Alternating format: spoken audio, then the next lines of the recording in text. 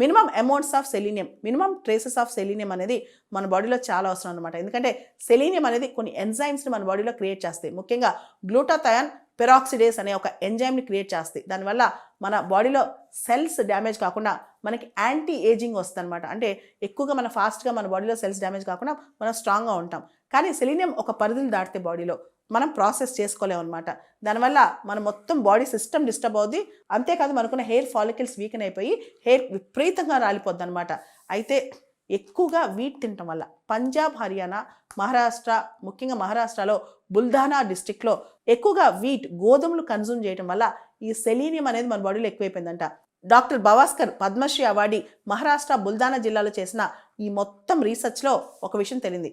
ఏదైతే wheat, unwashed wheat, కడగని గోధుమలు ఉన్నాయో దానిలో పర్ కేజీ ఆఫ్ వీట్కి 14.52 mg ఆఫ్ సెలీనియం ఉందంట.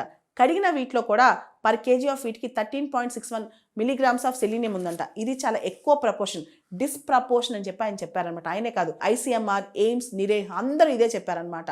ఇక్కడ మనం ఒకటి గుర్తుపెట్టుకోవాలి, మన బాడీ ఎంతైతే సెలీనియం ప్రాసెస్ చేస్తో అంతవరకు మనం ఇంటేక్ తీసుకోవచ్చు. అంతకు మించితే మాత్రం మన బాడీ డిస్టర్బ్ అయిపోద్ది అనమాట.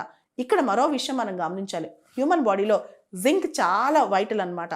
మన హెయిర్ గ్రోత్ కానీ ఓవరాల్ హెల్త్ కానీ జింక్ చాలా ఇంపార్టెంట్ అనమాట. అయితే ఎవరికైతే హెయిర్ లాస్ విపరీతంగా కనిపించిందో రీసెర్చ్లో, చాలా హెయిర్ లాస్ సడన్గా బట్టతలు రావటం, బాల్డ్ హెయిర్ రావటం కనిపించిందో వాళ్ళలో జింక్ చాలా తక్కువ ఉందంట. తర్వాత సెలీనియం చాలా ఎక్కువ ఉందంట వాళ్ళ బ్లడ్లో. దీంతో ఎక్సెసివ్ సెలీనియం కన్జంప్షన్ అనేది చాలా తప్పు అని చెప్పి డాక్టర్స్ చెప్తున్నారనమాట.